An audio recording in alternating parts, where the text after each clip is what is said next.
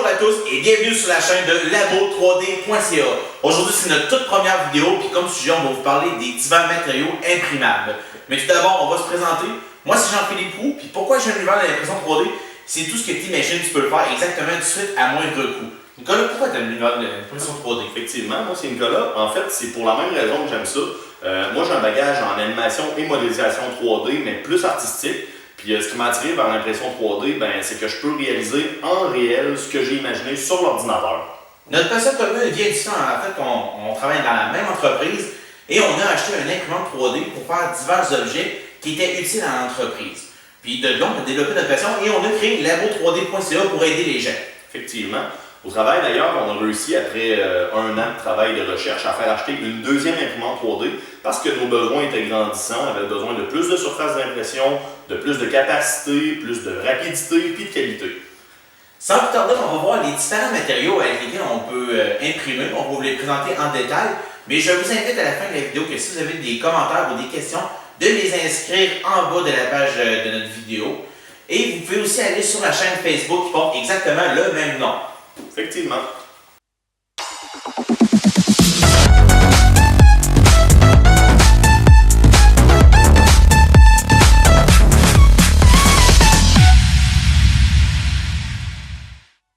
Quand on entre dans le monde de l'impression 3D, la première chose qu'on se rend compte, c'est qu'il y a vraiment beaucoup de matériel qui s'offre à nous.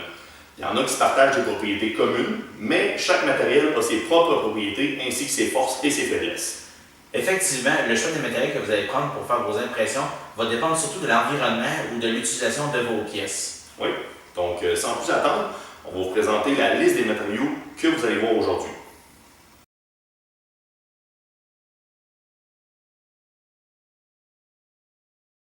Commençons donc avec le PLA, ou acide polylactique. C'est le matériel le plus couramment utilisé dans l'impression 3D.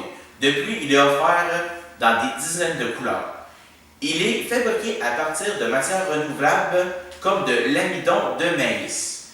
Il ne nécessite pas de plateau chauffant lors de l'impression et il peut s'imprimer en 180 et 230 degrés. Il ne rétrécit pas trop en refroidissant et ses forces sont sa facilité d'impression et l'absence d'odeur lors de l'impression. Par contre, il ne tolère pas bien l'eau, la chaleur et les rayons UV. Continuons avec l'ABS ou acrylonitylbutadiène styrène. C'est aussi un matériel populaire présent dans beaucoup d'objets de la vie courante, comme l'automobile, les électroménagers ou encore les célèbres blocs Lego. Il est composé d'une base d'élastomère de butadiène et n'est pas biodégradable. Il nécessite un plateau chauffant et souvent l'ajout de produits pour bien adhérer au plateau. Il s'imprime entre 230 et 260 degrés Celsius et rétrécit beaucoup en refroidissant. Ses forces sont sa résistance à la chaleur et au choc, et il peut être lissé en utilisant de l'acétone. Par contre, il est dur à imprimer car il a tendance à se séparer du plateau et dégage une odeur désagréable lorsqu'on l'imprime. Parlons maintenant du TPU ou TPE, ou polyuréthane thermoplastique. Cette famille de matériel a comme principale caractéristique d'être étirable et flexible.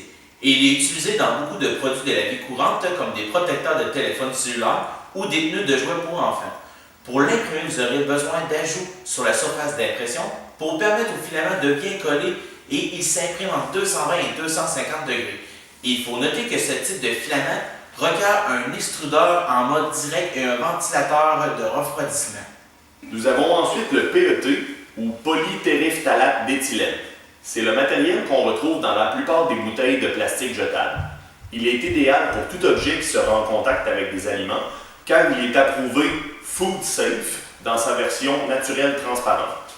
Plusieurs variantes de PET sont disponibles, la plus courante étant le PETG, auquel est ajouté du glycol pour le rendre plus malléable et souple. Il requiert un plateau chauffant et s'imprime entre 230 et 250 Celsius. Ses forces sont sa résistance à la chaleur et à la déformation, en plus d'être 100% recyclable. Par contre, il peut être un peu ardu à imprimer sans les bons paramètres. Vient ensuite le PC ou polycarbonate. Comme certains d'entre vous l'avez peut-être déjà vu sur notre page Facebook, nous avons récemment testé ce type de matériel avec succès. Le PC est un matériel qui possède d'incroyables propriétés physiques comme sa résistance aux impacts, à la température et aux flammes.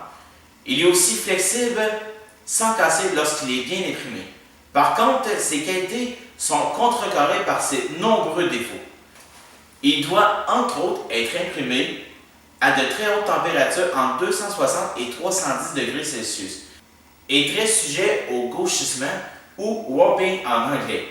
A tendance à baver dans la tête d'impression et extrêmement hygroscopique. Donc, il doit être conservé bien au sec. Passons ensuite au nylon. La plupart d'entre vous avaient déjà quelques idées d'où on peut retrouver le nylon, comme des attaches-câbles ou tie wrap en anglais, ou encore des boulons et écrous spécialisés. Le nylon est en effet présent dans beaucoup d'articles de la vie courante à cause de ses forces. Il est flexible, résistant aux impacts, à l'abrasion et il est très solide. Pour l'imprimer, il a besoin d'un plateau chauffant et d'une température entre 220 et 270 degrés. Ses faiblesses sont qu'il est lui aussi sujet au gauchissement et qu'il absorbe l'humidité ambiante rapidement. Il n'est donc pas conçu pour des utilisations en milieu humide ou à l'extérieur. Continuons avec la fibre de carbone. En fait, les matériaux qu'on appelle fibres de carbone sont essentiellement des matériaux courants comme le PLA, le PETG, l'ABS ou le PC, auxquels on a simplement ajouté de minuscules fibres de carbone lors du processus de fabrication. Cela rend le matériel beaucoup plus fort et rigide tout en réduisant le poids de la pièce imprimée. Les propriétés d'impression sont semblables à celles du matériel de base. La différence majeure est qu'il est abrasif, donc doit être imprimé avec une buse résistante à l'abrasion et de préférence un peu plus grosse que la normale pour éviter les bouchons dus à la fibre elle-même. Parlons maintenant des matériaux solubles. Le PVA ou polyvinyl alcool étant le plus populaire. C'est un matériel mou et biodégradable qui est très sensible à l'eau. Il est tellement sensible à l'eau qu'il va se dissoudre dans celle-ci, ce qui en fait un matériel parfait lorsqu'on imprime des supports pour des pièces plus complexes. Par contre, cette faible résistance à l'humidité fait en sorte qu'il doit être absolument conservé dans un contenant hermétique à humidité réduite. Parlons maintenant de la résine. La résine s'imprime avec des imprimantes 3D spécialement conçues pour ce type de matériel. Il faut en effet des rayons UV ou un laser pour faire durcir la résine qui sert à imprimer ces modèles. Somme toute, c'est facile à imprimer avec d'excellents résultats, mais certaines précautions s'imposent. Il faut savoir à quoi s'attendre. Vous ne devez en aucun cas toucher à de la résine non durcie sans protection. Vous devez bien nettoyer entre chaque utilisation et le prix de la résine est 4 fois plus cher que celle d'une bobine de filament. De quoi vous faire réfléchir avant de tenter une impression. Nous allons continuer avec le PEEK ou polyéther-éther-cétone ainsi que l'ULTEM ou PEI, aussi appelé polyéthyrimide. Ces matériaux semi-cristallins suscitent beaucoup d'intérêt car ils sont capables de résister à de très hautes températures tout en gardant leur grande résistance physique. Ils sont aussi très résistants aux solvants, aux flammes et offrent une rigidité diélectrique en plus d'être bons conducteurs thermiques. Ces matériaux sont même considérés comme des biomatériaux et sont utilisés dans des implants médicaux. Ils sont extrêmement durs à imprimer et requièrent des imprimantes spéciales capables de garder une chambre d'impression à 100 degrés Celsius et une température de buse entre 350 et 450 degrés Celsius. J'espère que vous avez aimé notre première vidéo sur les différents matériaux d'impression et j'espère surtout que ça va vous aider à faire des choix éclairés sur les matériaux lesquels vous allez imprimer. Oui, effectivement, parce que comme vous l'avez constaté dans la vidéo, le choix du matériel implique aussi un choix d'imprimante puisque certains matériaux demandent une imprimante spéciale afin d'être imprimés. C'est notre première vidéo sur la chaîne de labo3d.ca, mais on vous invite à laisser des commentaires sous la vidéo pour savoir les sujets que vous voulez qu'on apprenne.